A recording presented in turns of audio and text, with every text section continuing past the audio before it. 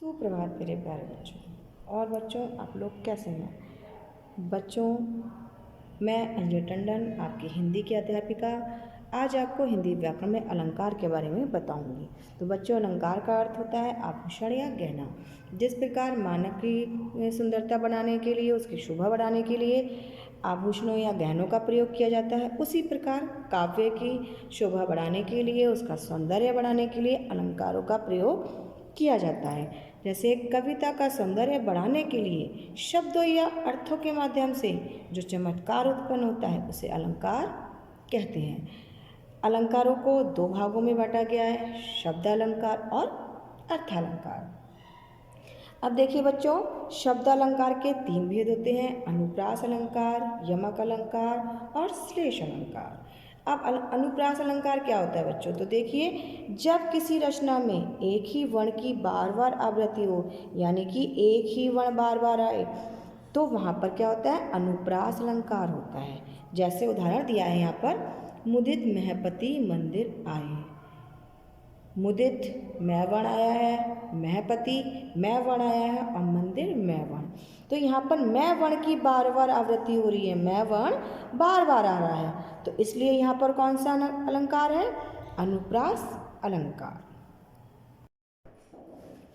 तो बच्चों, हमारा दूसरा अलंकार आता है यमक अलंकार। यमक अलंकार बच्चों क्या होता है? अब देखिए, जब किसी रचना में एक, अभी आपने पढ़ा था वर्ण, अब क्या आएगा? शब्द। जब किसी रचना में एक ही शब्द एक से अधिक बार प्रयुक्त होता है, प्रत्येक बार लेकिन उसका अर्थ बदल जाता है, तो क्या होता है? यमक अलंकार। यानी कि यमक अलंकार में एक ही शब्द बार बार आता है और हर बार उसका अर्थ जो है बदल जाता है, यानी कि अर्थ भिन्न भिन्न आता है, तो वहाँ पर होता है यमक अलंकार। जैसे है रति रति शोभा सब रति के शरीर की, यानी कि अब देखिए यहाँ पर रति शब्द एक से अधिक बार आया है और अलग अलग अर्थ दे रहा है। यानी कि पहले रति रति का अर्थ है जरा जरा सी और दूसरे रति का अर्थ है कामदेव की पत्नी। तो हमारा क्या है यहाँ पर? यमक अलंकार। अब आते हैं हम बच्चों श्लेष अलंकार पर। तीसरा अलंकार होता है हमारा श्लेष अलंकार। तो श्लेष का अर्थ होता है बच्चों चिपका हुआ, यानी कि जब कोई अर्थ दूसरे शब्द के साथ चिपका हुआ आता है तो वहाँ पर होता है श्लेष अलंकार। जैसे जब किसी रचना में एक शब्द एक बार ही प्रयुक्त हो परंतु उसका अर्थ दो या दो से अधिक निकले, यानी कि एक शब्द का जब कई अर्थ निकल कर आते हैं तो वहाँ पर होता है श्लेष अलंकार। जैसे बारे उजियारो केरे बड़ो अंधेरो होए, इस दोहे में बारे और बड़े शब्द के कारण श्लेष अलंकार है। जैसे दोनों शब्द एक बार आए हैं, है ना, दोनों शब्द एक एक बार आए परंतु अलग अलग अर्थ दे रहे हैं। जैसे बड़े के दो अर्थ हैं, बुझना और बड़ा होना। उसी प्रकार बारे, अब बारे के भी दो अर्थ हैं, यानी कि बचपन और जलाने पर। तो बच्चों, जहाँ पर एक शब्द के अनेक अर्थ आते हैं तो वहाँ पर होता है श्लेष अलंकार। अब बच्चों आता है अर्थालंकार। अर्थालंकार के हमारे चार भेद होते हैं, उपमा, रूपक, उत्प्रेक्षा और अतिशयोक्ति। अब देखिए उपमा अलंकार क्या होता है? उपमा का अर्थ होता है दो वस्तुओं या व्यक्तियों में समानता दिखाना। जैसे जिस रचना में एक व्यक्ति या वस्तु की तुलना अन्य प्रसिद्ध व्यक्ति या वस्तु से की जाती है, यहाँ पर क्या की जाती है?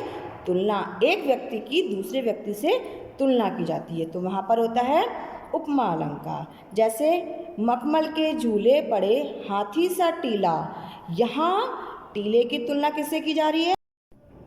तो बच्चों, दूसरा अलंकार हमारा आता है रूपक अलंकार। रूपक अलंकार क्या होता है? देखिए, जिस शब्द में एक वस्तु की तुलना दूसरी वस्तु से की जाती है तो वहाँ पर कौन सा होता है? रूपक अलंकार। लेकिन बच्चों क्या होता है? परंतु दोनों एक हो जाते हैं, यानी दोनों की तुलना करने पर दोनों व्यक्ति एक हो जाते हैं, उनमें कोई भेद नहीं रहता है, तो वहाँ पर होता है हमारा रूपक अलंकार। जैसे मैया मैं तो चंद्र खिलौना ले हूँ, यहाँ चंद्र की को ही खिलौना मान लिया गया है। अतः रूपक अलंकार है। यानी कि चांद को हमारे उन्होंने खिलौना मान लिया है और वो अपनी मैया से चांद को लेने की जिद कर रहे हैं। तो वहाँ पर क्या है हमारा रूपक अलंकार। अगला अलंकार हमारा आता है बच्चों उत्प्रेक्षा अलंकार, जहाँ एक वस्तु में दूसरी वस्तु की कल्पना की जाती है। उत्प्रेक्षा में क्या होता है, कल्पना की जाती है, तो वहाँ पर उत्प्रेक्षा अलंकार होता है। जैसे उस काल के मारे क्रोध से तनु कांपने उसका लगा, मानो हवा के वेग से सोता हुआ सागर जगा। जहाँ अर्जुन के क्रोध से कांपते शरीर में सागर के तूफान की संभावना प्रकट की जा रही है। तो क्या हो रहा है यहाँ पर, अर्जुन जब क्रोध आ रहा है अर्जुन को, तो उसका क्रोध किस तरह से प्रतीत हो रहा है, सागर के तूफान की तरह। तो यहाँ पर सागर की कल्पना की जा रही है। तो हमारा क्या है उत्प्रेक्षा अलंकार। अब बच्चों चौथा अलंकार हमारा आता है अतिशयोक्ति अलंकार। अतिशयोक्ति से का अर्थ होता है जहाँ किसी वस्तु व्यक्ति का बड़ा चढ़ाकर वर्णन किया जाए।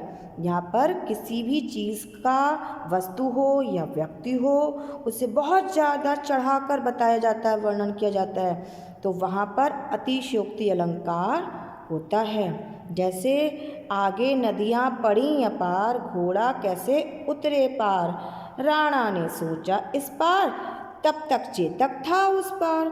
तो यहाँ पर चेतक नामक जो घोड़ा है, चेतक किसका घोड़ा था, राणा प्रताप का। तो चेतक नामक जो घोड़ा है उसका वर्णन कितना बड़ा चढ़ाकर किया जा रहा है कि आगे नदियाँ पड़ी अपार, घोड़ा जैसे उतरे पार, राणा ने सोचा इस पार, तब तक चेतक था। मतलब राणा सोचते रहे और चेतक क्या था, नदी को पार कर गया था। तो क्या है यहाँ पर चेतक के बारे में खूब ज़्यादा बड़ा चढ़ाकर वर्णन किया जा रहा है। तो यहाँ पर कौन सा अलंकार है, अतिशयोक्ति अलंकार।